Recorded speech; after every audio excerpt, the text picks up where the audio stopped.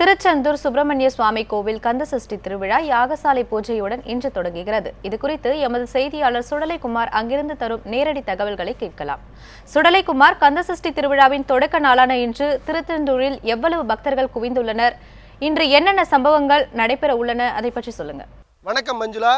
முருகனின் அறுபடை வீடுகளில் இரண்டாம் படை வீடான திருச்செந்தூர் அருள்மிகு சுப்பிரமணிய சுவாமி திருக்கோவிலில் ஆண்டுதோறும் கொண்டாடப்படும் திருவிழாக்களில் முக்கிய திருவிழாவாக இந்த கந்தசஷ்டி திருவிழா கொண்டாடப்படுகிறது. 6 நாட்கள் நடைபெறும் இந்த திருவிழாவானது இன்று முதல் வருகிற 6ஆம் தேதி வரை நடைபெறுகிறது.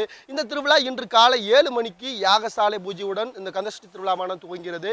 இந்த திருவிழாவை முன்னிட்டு 6 நாட்களும் கோவிலை தங்கியிருந்து விரதம் இருப்பதற்காக நேற்று மாலை முதல் திருச்செந்தூர் கோவிலில் பக்தர்கள் குவிந்த வண்ணம் உள்ளனர். குறிப்பாக தமிழகத்தில் உள்ள பல்வேறு மாவட்டங்கள் மட்டுமின்றி வெளி மாநிலங்களிலிருந்தும் லண்டன், சிங்கப்பூர், மலேசியா உள்ளிட்ட வெளிநாடுகளிலிருந்தும் லட்சக்கணக்கான பக்தர்கள் கோவிலின் உள்பிரகாரத்தில் அவர்களுக்கு தனித்தனியாக பாந்துகள் அமைக்கப்பட்டு அவர்களுக்கு அடையாள அட்டை கொடுக்கப்பட்டுள்ளது. இது மட்டுமின்றி விரதம் இருக்கும் பக்தர்களுக்கு வசதியாக கோவில் நிர்வாகத்தின் சார்பில் தனித்தனியாக 4 தற்காலிக குடில்கள் அமைக்கப்பட்டுள்ளது. அவர்களுக்கு தேவையான குடிநீர், கழிப்பிடம் உள்ளிட்ட பல்வேறு அடிப்படை வசதிகளுக்கும் அவர்களுக்கு செய்து கொடுக்கப்பட்டுள்ளதாக கோவில் நிர்வாகத்தின் சார்பில் தெரிவிக்கப்பட்டுள்ளது. இது மட்டுமின்றி தொடர்ந்து இன்று காலை யாகசாலையுடன் தொடங்கும் இந்த திருவிழாவானது தொடர்ந்து பல்வேறு பூஜைகள் நடைபெற இருக்கிறது. இந்த பூஜைகள் குறித்து நம்மோடு பேசுவதற்காக அர்ச்சகர் நம்மோடு இணைந்திருக்க அவரிடம் கேட்கலாம்.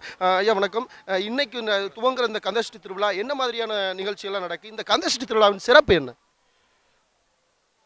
செந்திலாண்டவன் திருச்செந்தூரில்தான் சூரசம்ஹாரம் செய்து தேவர்களை காத்து இங்கே ரட்சித்தார். அவர்களுக்கு வரவேண்டிய பதவிகளையும் கஷ்டங்களையும் நீக்கி பதவிகளையும் மீண்டும் மீட்டுக் கொடுத்தார். ஆகவே முருகனுடைய ஸ்தலத்திலேயே திருச்செந்தூர் ஸ்தலம் மிகவும் விசேஷமானது. கந்தசஷ்டி ஐப்பசி மாதம் தீபாவளி கழிந்து பிரதமை முதல் சஷ்டி வரைக்கும் நடைபெறும். இன்று முதல் நாளாக ஆரம்பமாகிறது. காலை 1 மணிக்கே விசேஷமாக நடைபெற்று நடை திறந்து விஸ்வரூப தரிசனம், அதைத் தொடர்ந்து உதயமார்த்தாண்ட அபிஷேகம் காலங்களெல்லாம் தொடர்ந்து நடந்து தற்பொழுது 7 மணிக்கு யாகசாலை பூஜையானது ஆரம்பிக்க இருக்கிறது. அதைத் தொடர்ந்து 9 மணிக்கு ஓமங்கள் நடைபெறும். 10 மணிக்கு யாகசாலை ஜெயந்தநாத சுவாமிக்கு அபிஷேகம் நடைபெறும். அதைத் தொடர்ந்து தீபாராதனை நடந்து சுவாமி வாசல் சண்முகலாச மண்டபத்திற்கு வந்து எழுந்துருளி பக்தர்களுக்கெல்லாம் அனுக்கிரகம் செய்வார்கள். இங்கே ஷட்டி விரதத்தில் ஷட்டியில் இருந்தால் அகப்பையில் வரும் என்று பழமொழி கூறுகிறது. ஷட்டியில் விரதம் இருந்தால் அகப்பை என்பது கர்ப்பப்பை, கர்ப்பப்பையில் குழந்தை உண்டாகும் என்பது முக்கியமானது.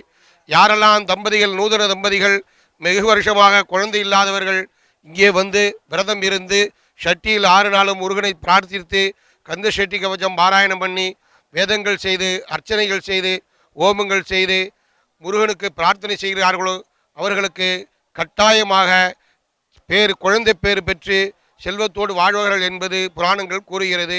ஏகப்பட்ட ஜனங்கள் வந்து இருந்து இங்கே விரதம் இருந்து பலனடைந்தவர்கள் நிறையாக இருக்கிறார்கள். எந்த வியாதியானாலும் இங்கே வந்து முருகனை பிரார்த்தனை செய்தால் உடனடியாக குணமாகிவிடும். வயதுகளுக்கு ஞான வைராக்கியமும் மோட்ச சாம்ராஜ்யமும் இங்கே வந்து கிடைத்தால் நிச்சயமாக கிடைக்கும் என்பது உறுதி.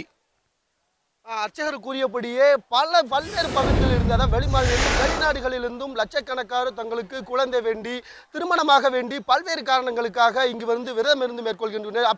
வழியாக விரதம் இருக்கும் பக்தர் ஒருவர் நம்மோட இருந்திருக்கு, அவரிடம் கேட்கலாம். வணக்கம், எங்க இருந்து வரீங்க? எத்தனை வருஷமா விரதம் இருக்கீங்க? மதுரையிலேருந்து வரோம். இது 3ஆவது தடவை நான் விரதம்.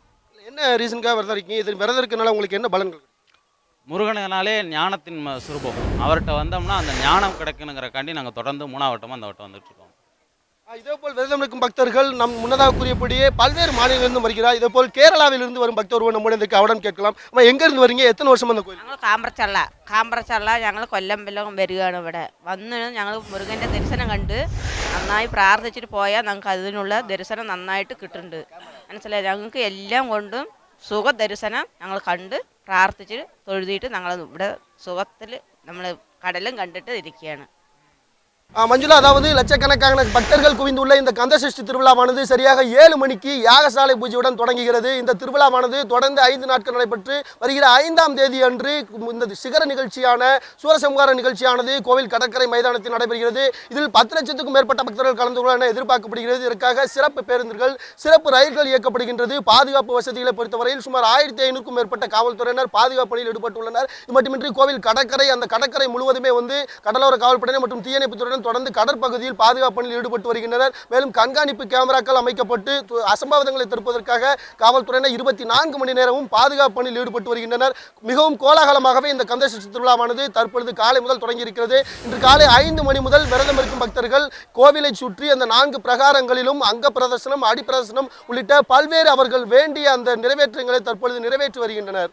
மஞ்சுளா, உங்களுடைய கூடுதல் தகவல்களுக்கு நன்றி சுடலைக்குமார்.